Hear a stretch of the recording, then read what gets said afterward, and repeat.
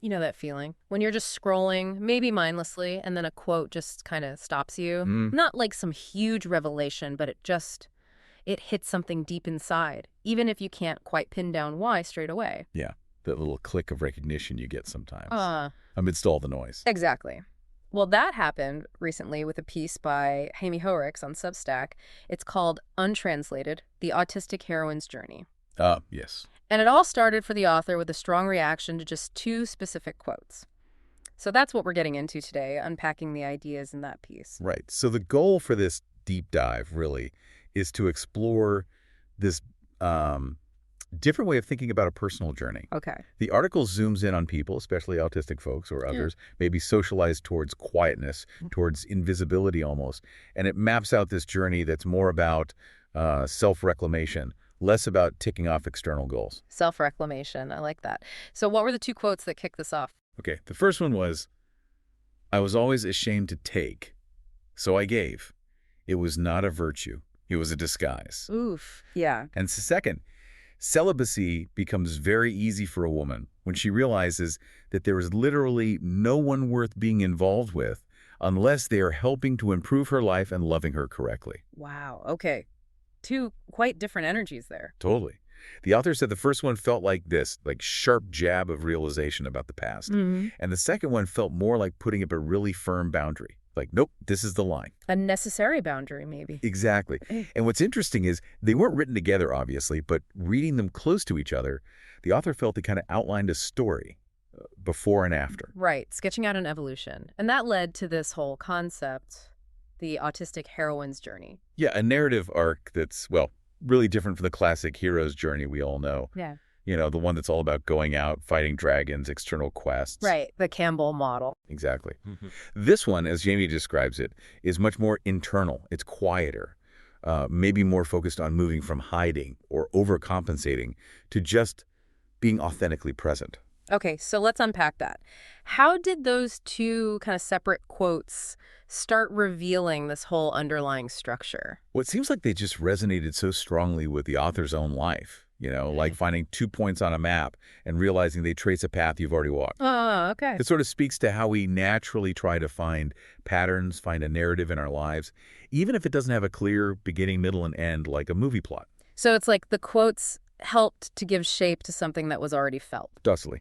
That first one, about giving as a disguise, Yeah. it suggests that starting point of masking, right? Yeah. Trying to earn your place by denying your own needs. Yeah, constantly giving, never feeling okay, just receiving. Mm-hmm. And the second quote, about choosing celibacy or solitude over bad relationships, that points to a later stage. It's about pulling back, choosing self-preservation. So the journey is the movement between those 2 points. Not a physical journey, but an internal one. Exactly that. It's the shift. The author saw this transformation happening in that space between the quotes. That early phase is often about just surviving, you know, pleasing others, suppressing yourself so you don't cause trouble or draw negative attention. Learning the scripts, fitting in. Basically, yeah. Yeah. Learning to read the room and give people what they expect, even if it costs you. I think a lot of people can probably relate to that feeling, autistic or not, that pressure to adapt. Oh, absolutely. And then the article talks about a retreat, a Mhm. pulling back. But it's not passive. It's described as like an active choice, a sanctuary. A sacred no. I like that phrase. Yeah, it's powerful. It's about protecting what's left of yourself after all that performing and giving, like finding a safe place to just stop. Okay, so it's a conscious move towards safety. Definitely. And then maybe there's a return, but it's on completely new terms Mm-hmm. with boundaries. Or maybe the choice is just to stay in that more protected space, that clarity found at the margins. The key thing is, it might look a bit like the shape of the traditional hero's journey, you know, leaving, changing, returning, but the soul of it is different. It's about getting yourself back, not winning something out there.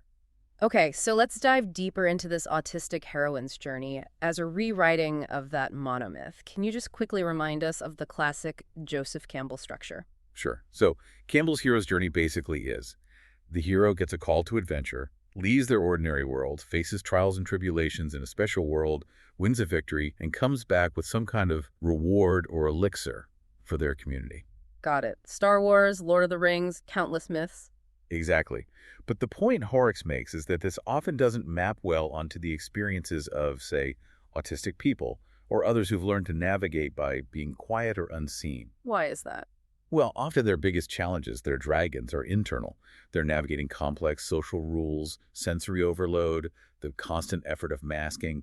These aren't public battles with clear victories. Right. The idea of a triumphant return with a prize doesn't quite fit that reality. Exactly.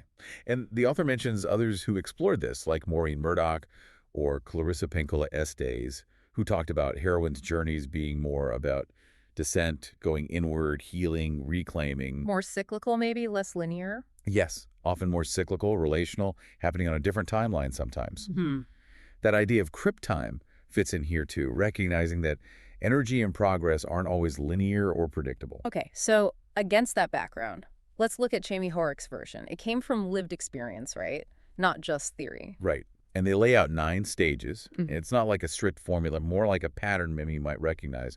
Stage 1 is the ordinary world, Okay. but it's an ordinary world where you already feel a bit off. Mm. You're curating yourself, hiding the intense or strange bits. You might even get praised for being good at masking, for imitating, for giving too much, So the ordinary is already built on suppressing something fundamental. pretty much, which leads right into stage 2, the call to mask. This is where being different feels actively unsafe. How so? Maybe you get corrected, told you're being too much, too dramatic, inappropriate when you're just being yourself.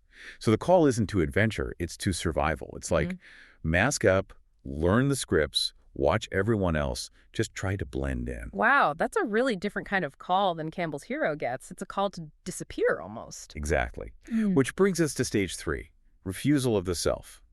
This is about the cost. You start feeling hollow inside that mask. Right. Your own needs aren't being met. There's this unnamed pain. You might look successful on the outside, but inside you feel unreal. And you start wondering, like, who am I under all this? That sounds incredibly draining, a heavy burden. It is, and often unsustainable.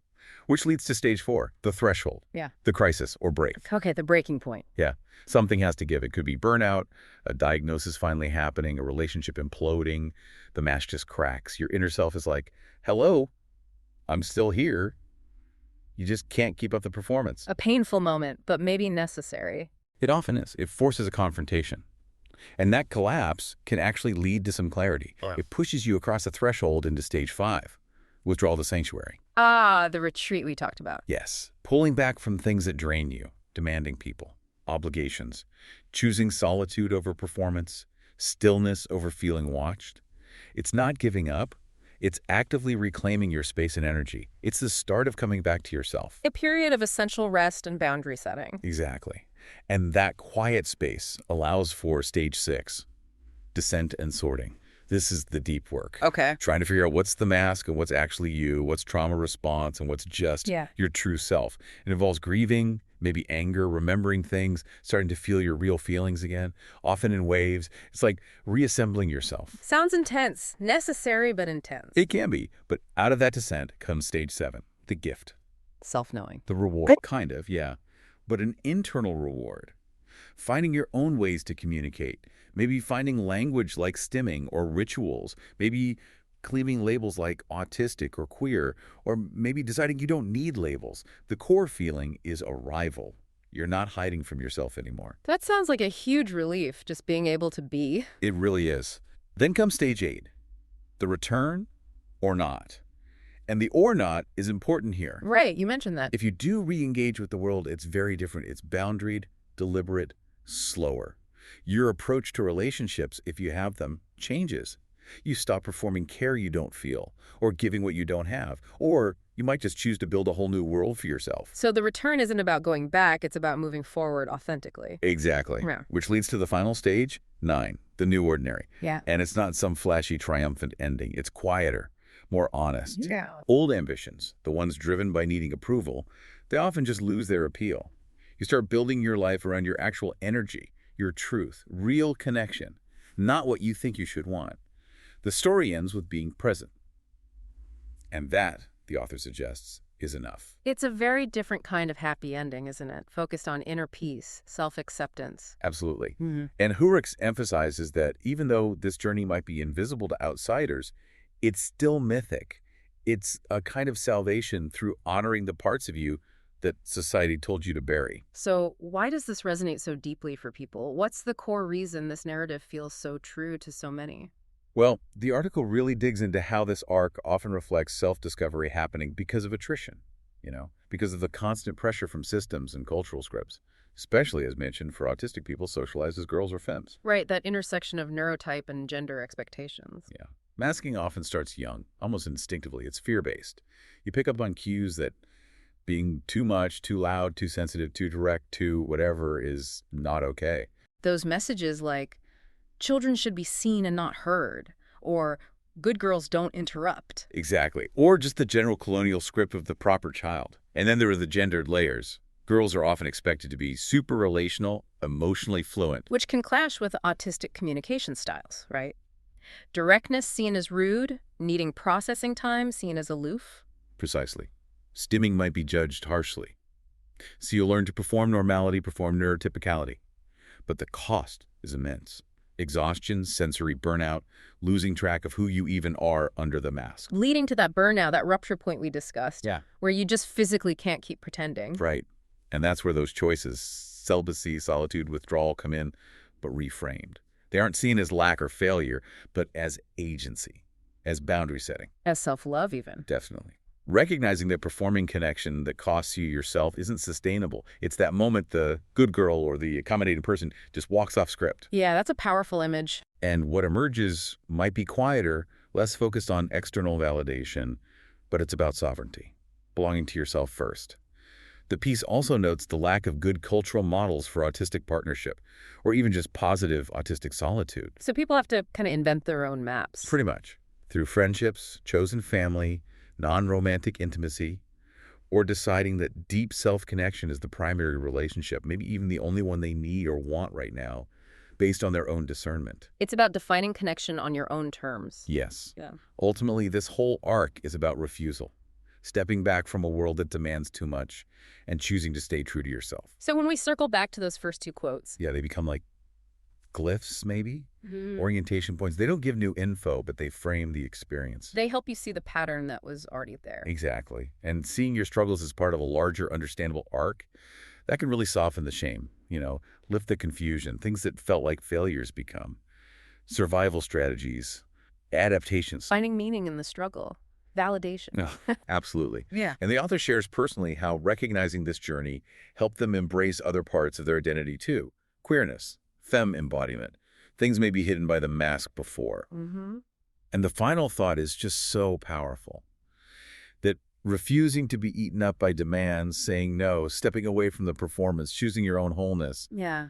That is heroic. It's a different way of saving yourself. So really the big takeaway is this idea of the autistic heroine's journey as this alternative path. Deeply internal, focused on reclaiming yourself, standing in contrast to those big external hero stories. Exactly.